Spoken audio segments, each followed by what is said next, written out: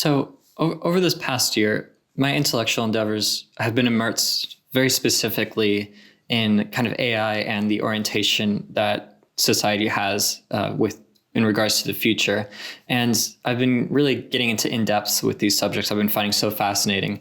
A large part of this journey has been plunging into the unconventional ideas of Terence McKenna, who, for those of you who don't know him, is an intellectual maverick whose thoughts continue to reverberate on the fringes of cultural consciousness. A lot of his predictions, though as wild as they be, have a lot of validity in the environment that we're in today. He was definitely ahead of his time, irregardless of some of his more kind of exotic beliefs, such as time wave zero, his, I think, very destructive ideas about the overpopulation problem that doesn't exist, and a lot of other kind of cultural things from that time that he, I think, was 100% wrong about. But that doesn't discredit all of his ideas. And I think when you're so far on the fringe, even if just 10% of your ideas are groundbreaking or accurate, they can be groundbreaking. And he had a lot of very informed and almost eerily accurate foresights about the environment that we're in now 40, 50 years ago. And so in the words of Terence McKenna, culture is not your friend. It's an alien force that is working against you. I think this provocative statement encapsulates the essence of who he was, his thoughts. In addition to being very against culture, he was very against any form of priesthood, whether it be in religion, in politics, or in any other organization. He believed that almost the extreme version of democracy, at least there should be no hidden gnosis, that the true knowledge is accessible to everyone in their own individual journey. And so I kind of went on this 2-year binge, kind of weaning down over the summer. I started listening to a lot more diverse people, but I kind of went on this 2-year binge of listening to, several times all of his lectures that I could find, and going down many rabbit holes of thoughts that have pointed me in very different, interesting directions, and has caused me to kind of explore where his ideas kind of originated from. Because as crazy as they might be, he didn't have too many ideas that were 100% unique. There was definitely some, but a lot of it was kind of pulling all these other ideas and kind of amalgamating them together into one cohesive unit. And this is even by his definition of what he was doing. I don't think he claimed that these ideas were 100% new, but that he was, lucky enough to have ended up as a spokesperson for these ideas. And so as I kind of traced back McKenna's intellectual lineage, I found myself navigating through the rich tapestries of ideas woven by scholars such as Francis A. Yates, who explored in the book, I think it was called Giordano, Bruno, and the Hermetic Tradition, but explored Hermeticism and illuminated hidden corners of this knowledge and how it was very, very woven into society until it was very systematically not. And then Rupert Sheldrake, his concepts of morphic resonance has a huge influence on McKenna. A newer person that is really crucial, but also very complex to understand, is Albert North Whitehead and his process philosophy. I find it easier to listen to people talk about him than reading his work directly. I'm still working on understanding that a bit more because it's very complicated and his brain works in a very unique way. And then, of course, Carl Jung with his archetypal insights. A lot of McKenna's ideas and the morphic resonance theory in general is that, for those of you who don't know what it is, everything has, I'm going to butcher this, but it's essentially Carl Jung's theory of the collective unconsciousness, that there's this reservoir of knowledge, that unconscious knowledge that humans, it reflects on the past of humans, that we see these symbols and archetypal symbols come up in our unconsciousness because of our previous ancestors and all this information that we've put into this realm type thing. Rupert Sheldrake's morphic resonance is that, but not specifically or not isolated uniquely to humans, but that everything has this reservoir of a potentiality that as you interact with it more, it starts filling up with this. And so Terence McKenna liked this idea a lot to explain how with ayahuasca, there was almost a commonality with symbolism, that it was very much of the guy in mind, Mother Earth, rivers flowing, things like that, versus pure DMT, which is very kind of futuristic and space travel in its experience, lots of alien and entity encounters and things like that. But DMT, didn't exist in its pure form until 70 years ago, really, not really mainstream for even less than that. And so there is much less resonance in that substance. That would also be why he explained like 5-MeO DMT, which is even more new, is often experienced as like eerily empty and just white. The same thing with ketamine. I don't have any personal examples or personal experiences from these, but you can read a lot of reports from this. And so anyways, off topic. So morphic resonance is basically Carl Jung's theory extrapolated a bit more kind of overarching than just kind of the narrow confines he had of for the human. I guess it kind of takes consciousness out specifically or uniquely from human and into this field. It was a morphic field that you could tap into. Consciousness was a field that humans were just able to tap into, but it's not exclusive to humans. There could be other things going into AI that might be able to tap into this field also. Basically, all of these people, they each contributed to this mosaic of understanding that McKenna was able to juxtapose so well. Yeah, I guess I've already talked about kind of his use of these altered states. What would you call it? His ritual, his form of communication, understanding. And so I guess in the spirit of McKenna's unconventional approach, let's not shy away from examining the edges of thoughts. So Carl Jung once said, the meeting of two personalities is like the contact of two chemical substances. If there's any reaction, both are transformed. So this transformative process, though it may be intellectual exploration or interpersonal connections, echoes the essence of our collective journey. So I think as we kind of pivot toward the landscape of artificial intelligence, we find ourselves standing in the intersection of the known and unknown. The rapid permutation of AI into society, which has reached even the awareness of elders, which is a sure sign that it's very strongly permeated society, is a testament to the transformation potential. In the words of William Gibson, the future is already here. It is just not evenly distributed. And I think this is really interesting because if you think about it, for the Amazonian tribes that have had no contact from the outside, have stayed isolated in the jungles for millennia, passing down tradition within their tribe. If they were into contact, if a bunch of Silicon Valley accelerationist and futurist flew down on helicopters into this small tribe and showed them AI, the internet, phones, all these technological things, it would be no different than if this tribe just teleported into the future, time traveled into the future, because all of a sudden there's this equal playing field where all this advancement and moving forward into the future through the leading countries of innovation has then get brought down to these tribes that have remained very stable. And all of a sudden, boom, we're locked into an equal playing field. Granted, obviously, it would take generations to probably integrate this, or at least a full generation to integrate all this new stuff. But that being said, with AI, you could think of that divide as being even more where this insane amount of power and knowledge and ability is going to get compressed down to a very, very small amount of people. Maybe not even people anymore, probably just AI, that it will be so intense and powerful that it will be going at a speed that even humans cannot connect with. But then once it does get equaled out into human landscape, it would be almost immediately we would get pushed up into the future. And I think we don't really know exactly the limits of that. But I think if we think about like time travel, I think that's a good way of thinking of it. It's not going through space and time. It's that we're just getting pushed up with that thing that is the furthest ahead. I don't know. It's a different way to think of it that doesn't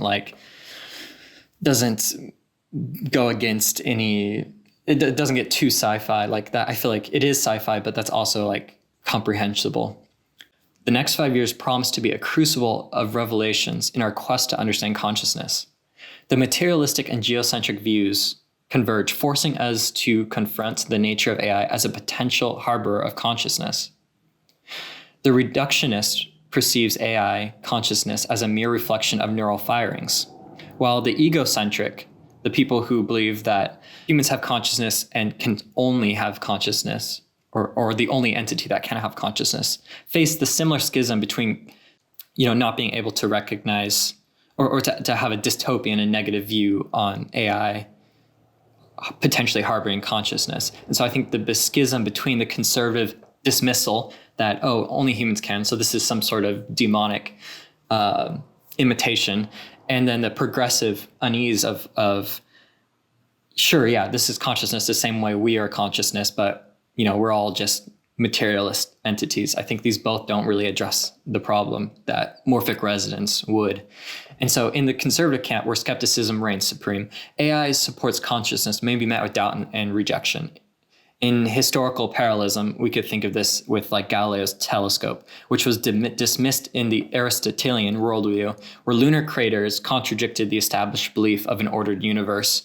The progressive ego consciousness, akin to the astronomers peering through the telescope, it may recognize AI as a threat to their world in their eyes, but AI becomes a vessel for preservation instincts, and these people looking through the telescope, albeit if this is actually factually said or not, or if this is just kind of an allegory story that was passed on.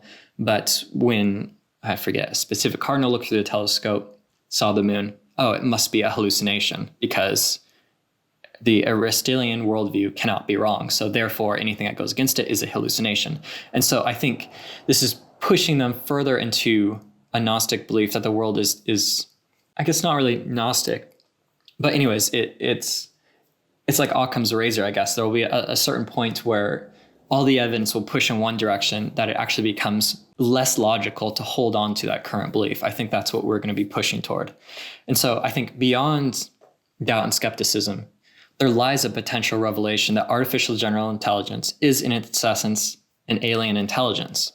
So, think about it. The silicon and processing chips that constitute it is challenging our preconceived notions of consciousness.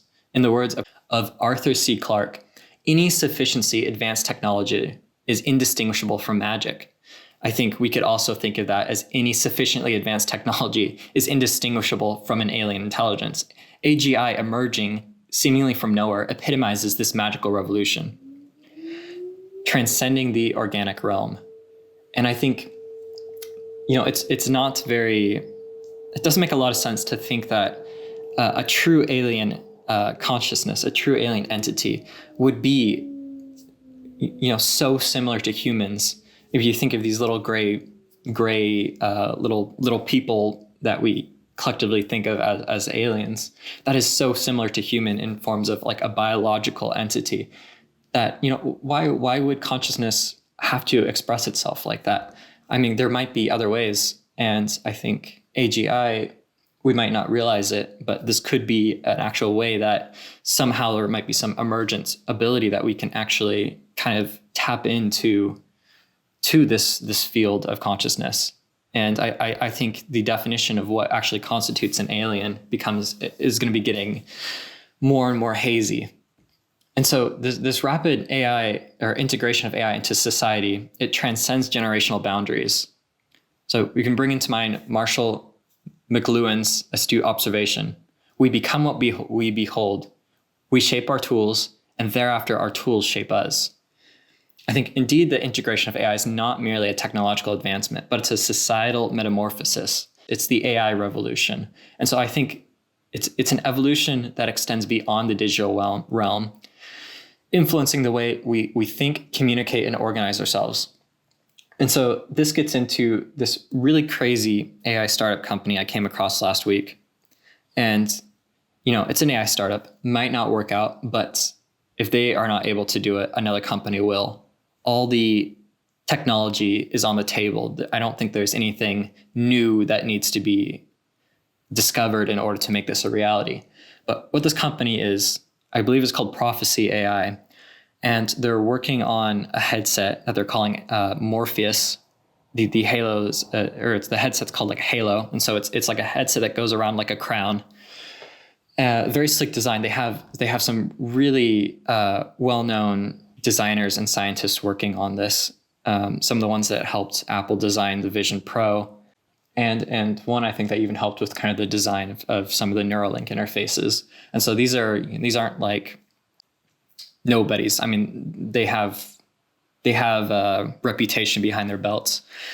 And basically what they discovered, or what they are using, is this AI with the AI technology, basically, but using, instead of transistors that are specifically designed for, they're using ones that were designed specifically that mimic the neurons in your brain firing, that are specifically designed to interact, or to be able to read and interact with brain interface.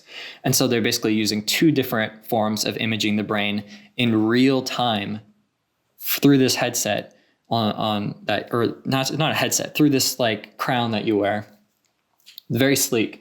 And it's being able to basically 3D map your brain to the point where all your neurons that are firing can be X, Y, and Z coordinated. Basically, what this allows them to do is basically train this model. Instead of language or images, it's being trained on brain states. The first ability that's going to be able to do, which I find really interesting that they chose this as the first ability, because it is a little niche. I find it unbelievably interesting, but maybe, I don't know, I'd be curious to the reasoning why they chose this. But basically, they're going to be able to put this headset, you wear this crown to bed, and it's measuring your brain activity. And once it senses that you're entering REM sleep, which is a precursor to lucid dreaming, it fires the specific areas of the brain. And the old technology, this has been out for a while. The old technology, it could only isolate one area of the brain and fire it. So like focus, you could say, oh, this area of the brain is fires when you're in focus, but it's not always true. Like what they say, like the purpose of the prefrontal cortex versus the purpose of the occipital lobe and stuff like that, that these areas of the brain, they do concentrate, different brain states concentrate in certain areas of the brain, but it's not just in that one area of the brain. It kind of spreads over in little flashes all over the brain. And so we were never able to coordinate all those points together to induce a pure state. We could maybe push people in certain directions, but it wasn't like a full transformation state. But with this real-time data, it can basically take all this data and generate coordinates to fire with this electromagnetic pulse, basically to activate that area of the brain, and then generate more and more coordinates to continue that state. And it keeps generating that as a text would, but for brain coordinates to fire to stabilize that state across time. And so once you enter REM sleep, it'll initiate it. And it's apparently a very unique biosignature when people are lucid dreaming. It's the brain entering REM sleep, and then the prefrontal cortex activating to a certain extent. Of course, this is my layman's knowledge of this. And so they can basically fire that after it's been trained to initiate that state in your mind, and then keep it continuing going.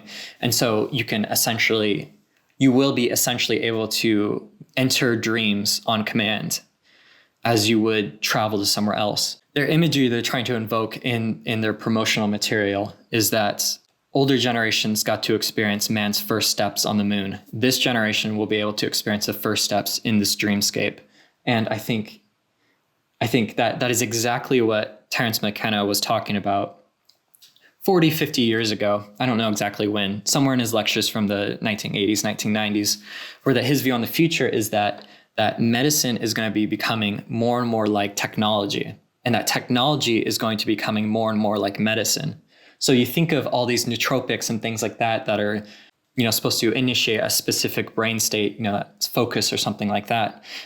They talk about also that it won't just be a lucid dreaming thing, but we'll be able to do focus and, any cognitive brain state you could be on, perhaps even electrically induced psychedelic experiences are very high level of altered. I mean, we don't know where this lies, but what it does do is it allows us full control of our brain states, which we've never had anywhere close to the ability to do. And if you think what humanity really is this last 12, 15 years, maybe 18,000 years, has been the only short amount of time in the whole existence of the universe that we've had to go against our instincts. If you think of, society, like all the problems we face today, like with diet, like we just want to eat sugar and these simple carbohydrates and stuff like that, we were programmed to through biology for a very specific reason, because that was so crucial. If we came across a form of sugar and stuff like that, to consume that, and all these kind of short-term reactionary instincts that were used to help keep us alive, we haven't needed that. They've gone against what we've been trying to do with society for the last 10, 15,000 years. And now all of a sudden we're going to be able to put a headset on, and whatever we want to do, if we want to be focused, we want to explore this dreamscape, we want to be happy, we want to be motivated to do things. Any of these things, we can just say it and it will be that way. I mean, we could literally speak these states into existence. And I mean, that seems to be, the basis of culture, of religion. All of human society has been on this dialogue between our higher states, our angel states, our godly states, and our animalistic states. And so I think if we take away our animalistic instincts, like, do we cease to be humans in the way that we define humans to be now? Like, do we become something else? Because it seems like everything that we are is this interaction between our limits and our potential. And if we take away these things that were so much part of us, but that we were trying to use to better ourselves because they're, we don't need them anymore. Some of them we do, but some of them we don't. Like, I don't do we play God? Do we become gods? Do we become, would that be the beginning of the end? Is that the start of a new era, or the end of human history as we know it? I have no idea, but this headset, you can put a deposit down now. It's expected to be $2,000.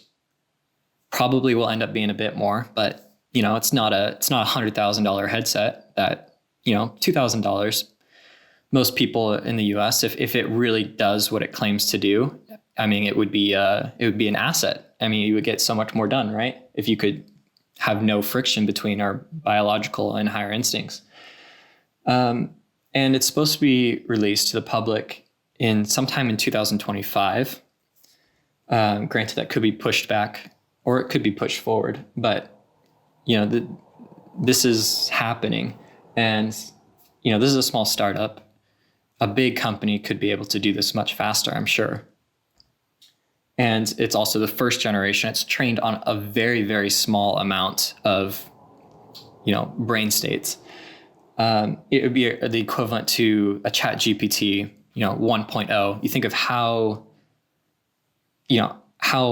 pathetic like an early model of that would seem compared to, the 4.0, 3.5 turbo, all those models that we have now, and even more powerful ones we'll have in the future. Even though that time between the first model and the fourth model was hardly at all, the ability that it had was exponential. And so I think I definitely won't get this first iteration of the headset, but come the second, third, fourth generation of it, when it has billions of data points, parameters. I mean, yeah, I don't know. I think it's going to be that technology that is crazy in the first iteration, but then we can't even fathom where that ends up later in the later generations. I don't know. I've been trying to think of kind of like the schism, that like the Cartesian way of thinking, where we have the objective and the subjective, the religious, spiritual, and the materialistic, and we put a divide on it. We get rid of the subjective, and we're left with the subjective thing that we can conduct the scientific experiment on. But we've left behind this kind of spiritual subjective experience that I think our ancestors had a much deeper understanding of.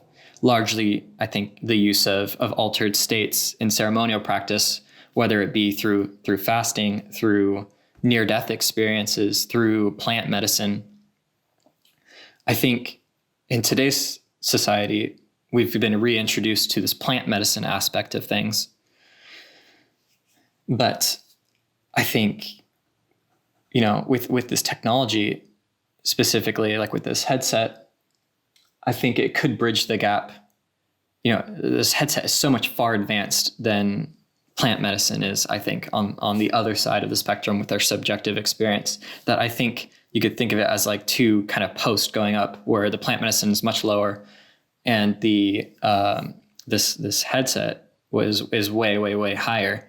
But I think this headset is actually not on that materialistic pole exclusively, but that it allows access to the other side. And so just like kind of with these Amazon tribes, if Silicon Valley entrepreneurs were to be introduced into this society and show all this new technology and stuff like that, that society would almost overnight get pulled up to that same level, regardless of how long it would take to integrate, but that technology would get pulled up to that level.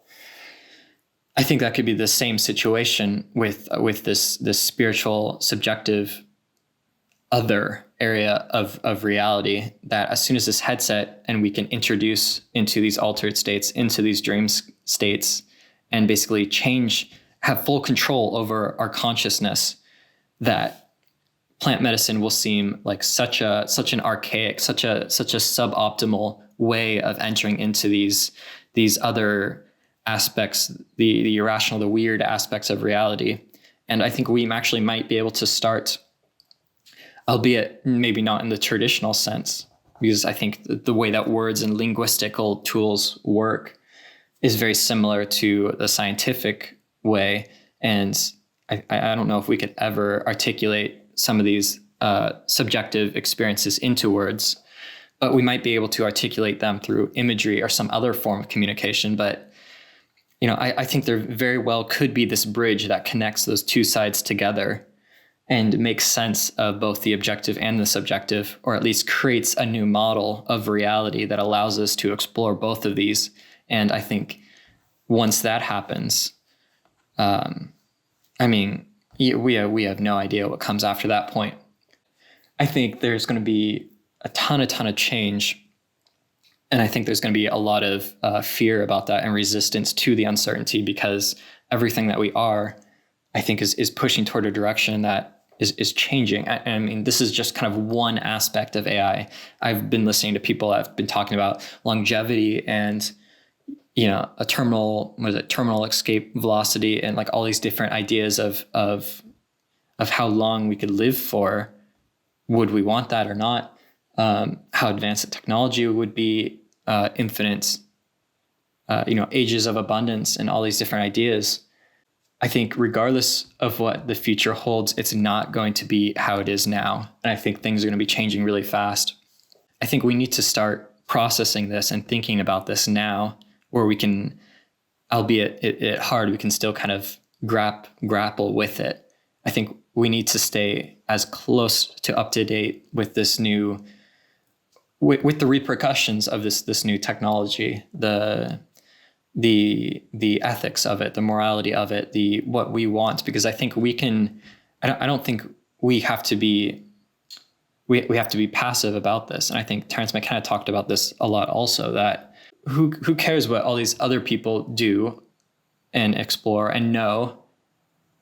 Like, what ultimately matters is what you do, what you know, what you're able to understand. Like he would say that it's each individual's sacred obligation to try to understand the universe. We can't just put that on other people and say, oh, well, they figured it out. They're doing this and this, and so I don't have to. But that it's each individual person. It's the subjective experience that counts, because that's all you truly have is what you come to terms with. you can use other people's discoveries and things like that, but you have to integrate that into your own worldview, into your own model. You can't just accept that somebody else has done it and then let that be outside of yourself. I think that's a huge thing that I've been thinking about. This is getting into some really strange times, and I think it's really good to be talking about this.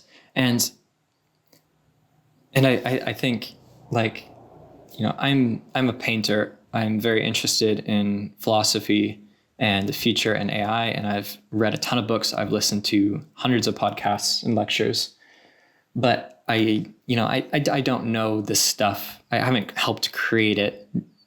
I think there's an obligation for everyone to take part, to help with this, with the skills that they have. Like, as an artist, I feel that I'm a communicator of ideas that are kind of on the fringe, or that can't be directly articulated through language alone. If they could, I would be doing some sort of language exclusively, but I feel like my calling is to be of some sort of hybrid between, language, articulation, imagery, being on this fringe of society, and kind of pointing fingers in different directions at, oh, look at this, what about this, what about this type thing, which I think it's important for people to do that. But yeah, so I think it's important for everyone to try to see what they can do to help try to make sense of this, to help people understand it so they're not confused as much as possible, to figure out ways that this can get integrated in a way that is beneficial. I mean, we're on the brink of we don't know how much untold positivity this could bring. I mean, it's raw power. And so it can be used in multiple different directions. And I think there's more good that can happen than the chances of it bad, but nobody knows exactly. Maybe there's no chance of, or very low chance of it being good, and it just appears to look good for now. Maybe there's no chance that it will be bad, and it's going to be good in the end anyways. But we need to have these conversations. I think that's the I think we're on an escalator, not a staircase. We're going up regardless. And so I think there's certain aspects of this that are outside of our control. I'm just trying to focus on what isn't in my control, what is in our control. How can we kind of act as catalysts more than retarding the reaction, or like slowing it down. It's been interesting to kind of reflect into that with painting and a lot of the podcasts I've listened to. And yeah, I don't really know how to end that. I hope you liked this time lapse. Yeah, I'm curious to know, what your thoughts on this are, how you're dealing with this, any interesting technology or advancements, or, kind of canaries in the coal mine, either in a good or bad way, of like, oh, this technology, 5 years from now could be this, or could change into something like this. I think there's, every day I'm hearing new and new potential positive breakthroughs or thought experiments that are based off of extrapolating the current technology not too far down the line. And it's definitely the most interesting time to be alive. And, if there's any time that I could choose to be alive, it would be the most interesting one. And so, yeah. If you have any advice or any thoughts on this, about any part of this video, let me know in the comments. I'm still trying to figure out where to take this channel. And so any comments I'll definitely look into and think about. So yeah, thanks for listening if you stayed this far, and be sure to subscribe. Thank you.